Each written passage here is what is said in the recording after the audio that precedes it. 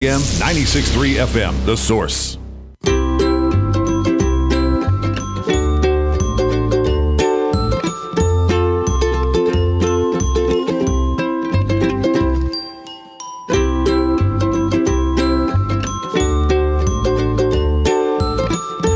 All right, Jim George is here, and we're going to talk about everything under the sun and even far away from the sun, because we talk about the universe, because Jim George is the professor of the universe. But here on Earth, he is the owner of American Cable Services, and if you have any questions about cable TV, TV in general, or technology in general, Jim is the go-to guy for those questions. The number right now is 622-9622 for the next 25 minutes. Jim is here to answer your questions. 622-WOCA. Good morning, Jim. Good morning. How you doing? Good, good. Beautiful day outside today. It is a beautiful day. It's a beautiful day. Is it going to rain today? I didn't hear your forecast. There was a 41% chance last time I looked. Yeah. You get so much done, and then it's going to rain. But that went down from 50 this morning. So they changed their mind by 9%. So it might be a good Friday after all. It might be, yeah. The weekend looks good, too. Yes. All right, so I have a question about two things, about gravity and about fiber optics. Okay. Have you ever heard that fiber optic cables, or whatever they are better when they're made in microgravity, like in the space station? Well, yeah, that's because you have so imagine you're taking sand, but in your case you can picture it as plastic, and you melt it. And when you melt it, it has bubbles in it. There's not bubbles you and I can see. They're micro bubbles, but they're in there. And so when you have a fiber optic cable and you pass light through it, certain frequencies of lights, the nanometers, so you have 1490, 1410, 1550, these are the frequencies of light. They'll pass through fairly, and then you'll find 2 or 3 of the light waves that won't pass because they're hitting the bubbles. So it's not a continuous flow. So when you do it in zero gravity, let's say, or as close to it as possible, or in some cases they're doing it with a centrifuge, which is actually trying to push the bubbles to the outside, then you have a more purer. So I can buy a fiber optic cable of one sort that might be 25 cents a foot, and I can buy another fiber optic cable that might be $2 a foot, but it's more purer. So they pass light beams through it, and if it did not meet their specifications, they remelted it and did it again. Oh, wow. Yeah. I had no idea. Yeah. So how are they able to manufacture in the space station? It seems like it's not a big enough place to have a factory. Well, no, it's a test more than anything else. It's a test to see if microgravity is in fact going to cure the problem. And if it doesn't, and if it does, so because we know that centrifuge does cure the problem. Okay. You know? And as you know, you can become weightless in centrifuge, and as you go around and around, you and I would see a person where their cheeks are pulled back, and the gravitational force, the G-force they call it. I think I'd pass out. I wouldn't even know if I was weightless. I wouldn't know either. If I was in a centrifuge, I think I'd pass out. I think I might go wee-wee. I don't know. Yeah, right. Well, they had said that when they were filming that movie Apollo 13, they had an interview with Tom Hanks, and that to simulate that the 3 actors were weightless in some conditions, they had a gutted jet, and then the jet would do what it does to descend, and then they were floating, appearing that they were weightless. So I found that interesting. Right. Like they can do several tests to see how it would assimilate, or how it would be close to an anti-gravity, let's say. Well, so I was listening to this podcast. It's called Houston, We Have a Podcast. Oh. Isn't that cool? It is. It's NASA puts it out, and they were talking about how the moon is the intermediary between Earth and Mars, not because it's a little bit closer, in the same way that Greenland was an intermediary between England and the U.S. Not in that way, but in the way that the gravity on the moon is similar, but not the same, but similar to the gravity on Mars. Okay. So if we can colonize the moon, we will be better off at understanding the effects of that gravity on our bones and everything else physically with us, our nervous systems. so that when we get to Mars, which would take longer to get back from, to, let's say, 8 months or something? 8 months? 8 months. Yeah. So, like Elon Musk wants to send us to Mars, but he says once you go, you're never coming back. NASA says, no, you'll be able to come back, but it'll be 2 years later.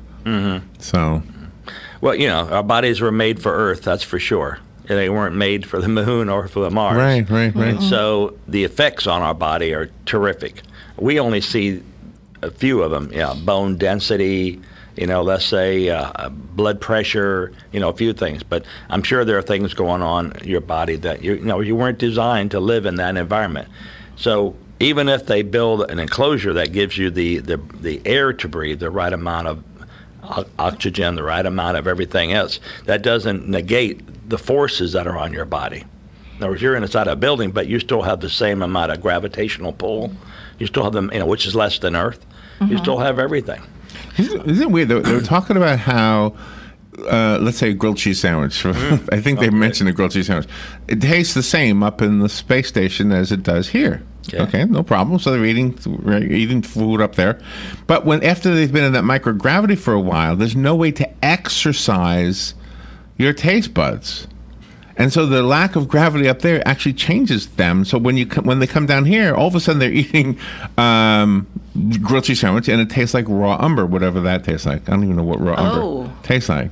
So isn't that interesting? So everything's fine up there, but after they've been up there for a while, they come down here and everything tastes different. Yeah. Well, the body's trying to adapt to that environment, and it doesn't do well at it. But then I guess everything's back to normal after a while, right? Once you're back on Earth for a while. I imagine, there are people walking around that have been there and done that. I wonder what would happen if we do colonize Mars, when a baby is born and then that baby is brought back to Earth. I wonder how Earth would affect it, like it affected those birds. The baby would just go all limp. Yeah, maybe. I don't know. Yeah. Can you imagine sports on the moon? Like how far can you kick a football, right? That's a whole different thing. I think they had one person that had a golf ball up there, didn't he? He had a golf ball. And there was a guy, Shepard, right? Yeah, Alan Shepard. Yeah. I wonder where that golf ball is. Yeah, exactly. Probably embedded in one of those meteors. Right. So did you finish your project? No, I'm still actively. I'm trying to get it done. My deadline is today, and I won't finish until next Friday. The inspector caught me on a few things and had to deal with the size of the conduit I'm using to pull in the size of the wire I'm using. We had to increase the size of the wire, which increased the size of the conduit. So I'm digging up about 400 feet of conduit and putting in new conduit, larger.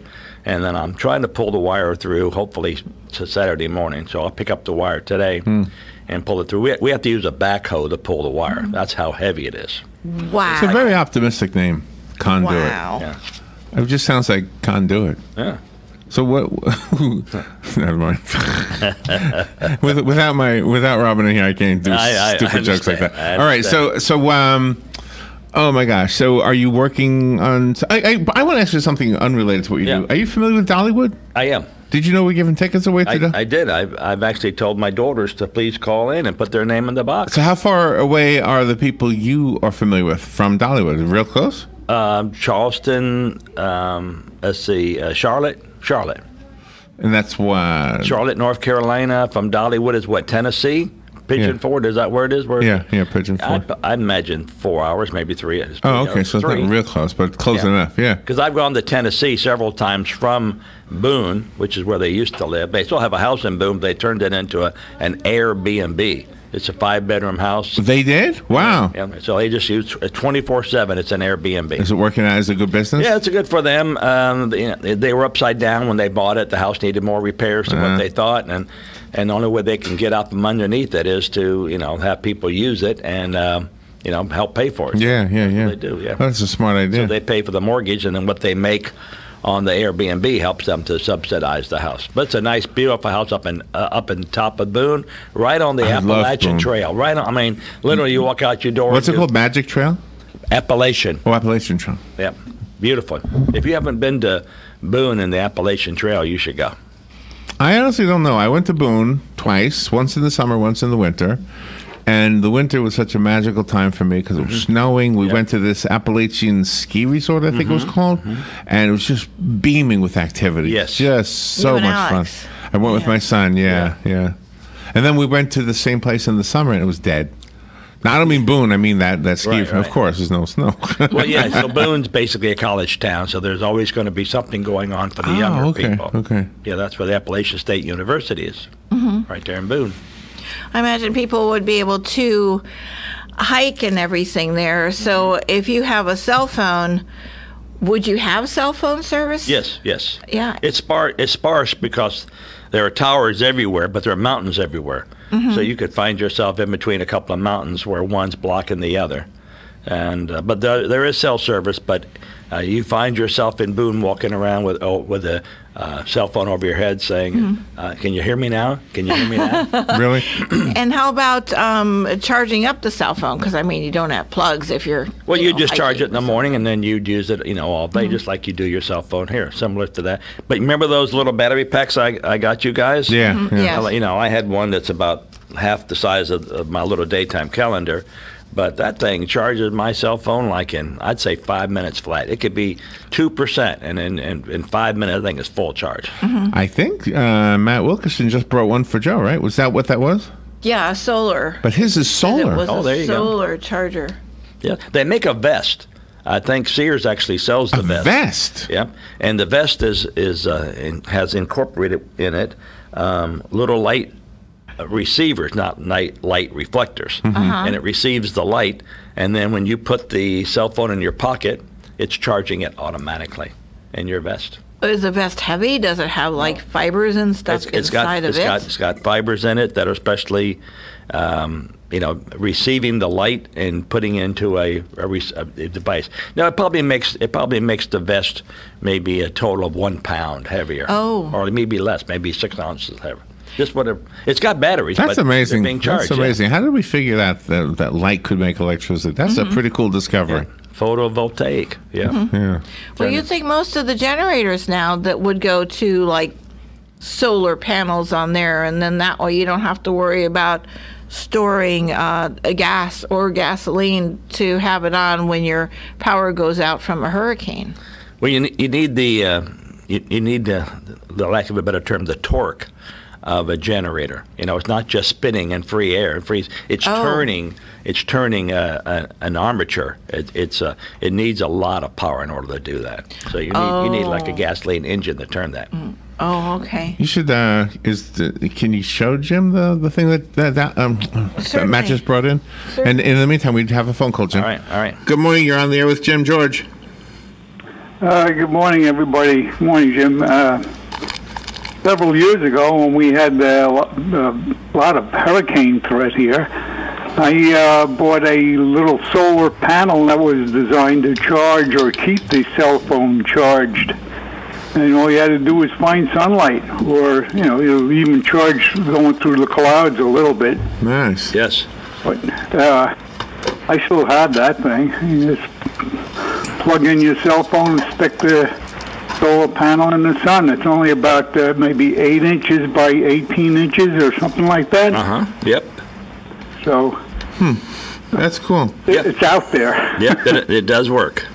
Our soldiers have solar panels built into some of their backpacks, depending on what their MSO is, but that'll keep their stuff, remains charged wherever it is, whether it's GPS for radios for sending coordinates or whatever.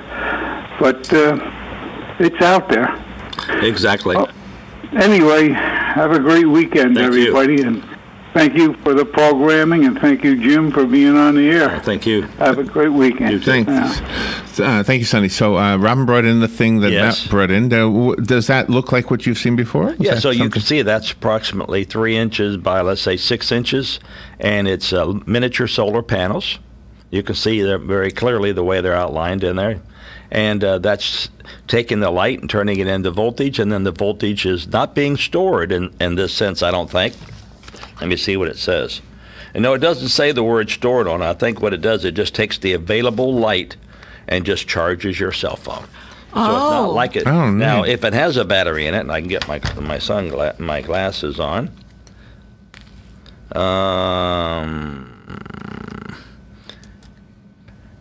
No, it doesn't say that it has any storage on it.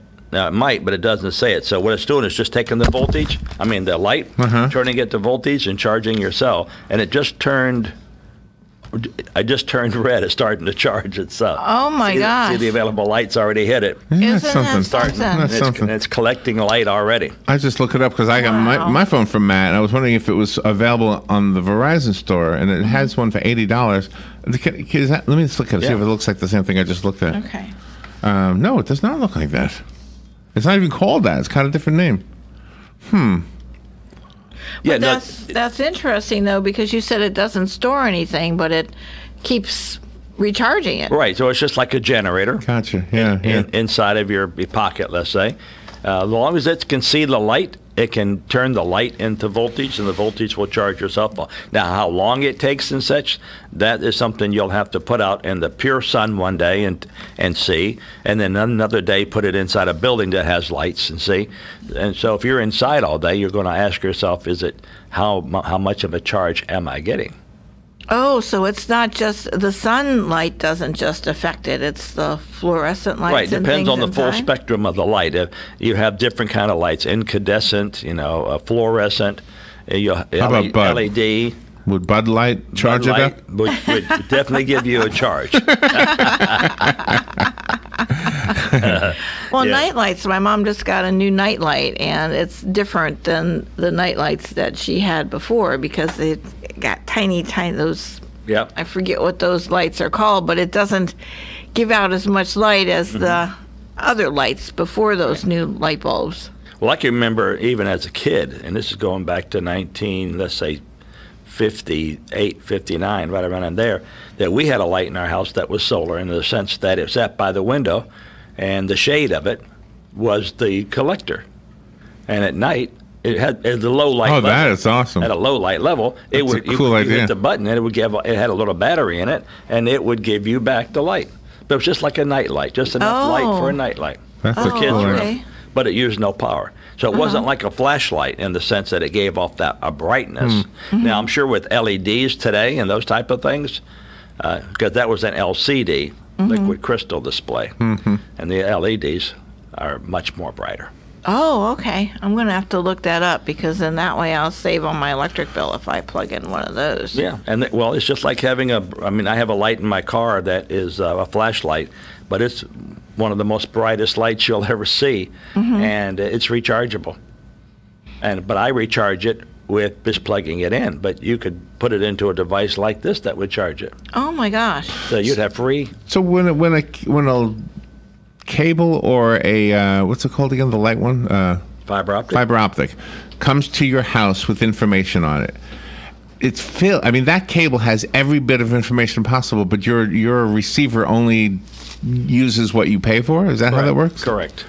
That's called a media converter.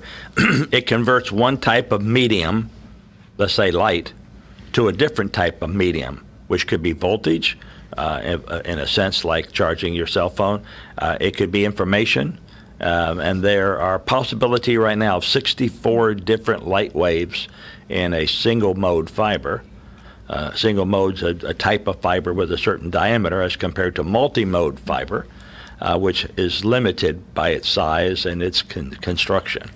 So with a single mode fiber into your house, you'd have the whole world. Literally, whoever's putting information on that could come out the other end as long as you had the medium converter to accept that frequency and turn it into something useful. Wow. Years ago, when we lived next door to a ham radio operator, and when he would be doing his ham radio, it would interfere with our television. Does that still happen now? Very seldom, if ever. Ham has gotten more restrictive in the sense that they're better at their tuning and everything else. But with the new TVs, that was an old analog TV. The tuner itself just got overdriven. But then they shielded. They've been shielding tuners for years. Literally 30 years now. They have these metal shields on the tuner. But with the new TVs, the tuners that are built in are like the old crystal radio type tuners. In other words, there's really no metal parts in them. It's really interesting. I feel like I might have shared this with you before, but way, way, way back in my first days in radio, I worked for WMFQ, which was the sister station Right. at that time of this station. And they had a new tower that they put up, and it was interfering with people's TVs.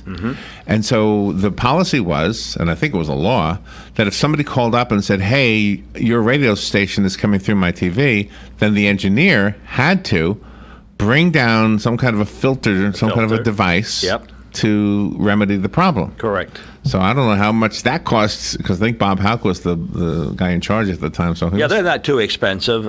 You can make your own filter. Remember the days when you had the flat lead for the TV? You had the flat wire, not the round coax wire. Well, all you would do is trim back the two wires, put them under the terminals of the tuner, and maybe make it like 24 inches long. and that would cure it? Well, and then you turn to the channel that is being opposed, the one that has the interference. And then you take a pair of cutters, you could even use the scissors, and cut like 1 inch off, and then another inch off. And then you'd finally hit the length of cable Yeah. that would cancel out the interference. It would receive it, Wow. but it would receive it at a different phase. Wow. And the two phases, one, let's say, positive and one negative, will cancel themselves. Oh, my gosh. Yeah, that's how easy it was. There was something else I want to share with you. When you said cancel out, you just reminded me of this. Okay, so the number one complaint in New York City is the noise. Of people who live there, the number one complaint. I'm guessing that's probably true in most cities, right? Because it's just a lot of traffic and fire engines and Right. construction. So they have this noise canceling. What do you call it in the wall again? Oh my God! It's in the wall. Yeah, to protect you from the heat and the cold. What do you call it? Insulation. Insulation. Thank you. They have noise canceling insulation. Have you heard of this? I have. And it's actually electronic in some sort. I'm not really sure how that works. You have noise canceling foam rubber on your wall. See how they're arranged differently? Yeah. Some are pointed, some are flat, some are horizontal, some are vertical. You put those on a wall, and they're not all in the same pattern. And as the signal hits that wall, instead of bouncing back, it's either absorbed or canceled. Oh, okay. Yeah, okay. But this must be like the old type. Oh yeah, what you had was maybe even the type that was foiled back. In other words, it was fiberglass front, the insulation, and then the back of it had like aluminum foil on it. I wonder how it works, actually. I mean, if you go on an airplane, like when we did that Discovery flight over Yeah. at the airport, they had these noise-canceling headphones. You couldn't hear anything until somebody spoke to you. You couldn't hear the engine of the plane at all. Well, they were true headphones in the sense that if you were running a weed whacker or something like that, you wear headphones, right? And you can get better quality headphones, as you know, that would, instead of reducing it by 20 or 30 or 40 dB, would reduce it by, let's say, 110 dB. So the outside noise is not coming in. So therefore, any noise, in this case a language or a frequency, that you inject on purpose into it, that's all you hear. I've seen you hear. those on a couple in my church had a brand new baby, and that baby's about 4 months old now. And when they come to church, they have these tiny headphones just to put over the baby's ears so the noise doesn't hurt their eardrums. Oh, I thought you were saying the couple has a brand new baby and they wear earphones. Yeah. From the I crying. know I would. Sorry about that. So you love your own baby. You don't love everybody else. When you're on an airplane and there's a baby crying, it's like, oh, come on. Right? Yeah. Well, I think it was you that pointed out when we were at the play that people had the headphones on. Yeah, at the Civic Theater, yeah. Civic Theater, and they were, being broadcast to that one person who had a problem hearing. Yeah, and you could adjust the volume right on the headphones. It's pretty amazing. Husbands need those. You could turn the volume down. There you go. They have them at the movie theater, too, by the way. do We they? saw them, yeah. Well, always fun having you in here, Same here. Jim. All right, so what's your weekend like? Anything I'll fun? be working this weekend. I've got to finish up that job. They want to make it hot. They want to have 100 RV sites ready by next Saturday. and I'm going to be hard-pressed to do that. Oh, my gosh. Hard-pressed. I mean, like night and day hard-pressed. You want us to bring you some water or something? No, wait, one thing we do, we have big buckets of water, we have bottles of water, and I keep a big ice chest full of Gatorade. Well, yeah, stay well. Don't gotta stay healthy. Don't let the heat get to you. No. All right, we'll be right back. This is The Source, WOCA Ocala.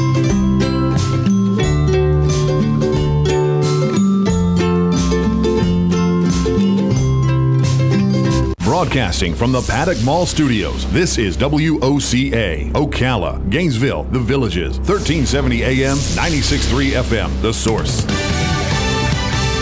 Fox News Radio, I'm Chris Foster. The American Bar Association is urging an FBI investigation into sexual assault claims against Brett Kavanaugh before any vote on his Supreme Court nomination.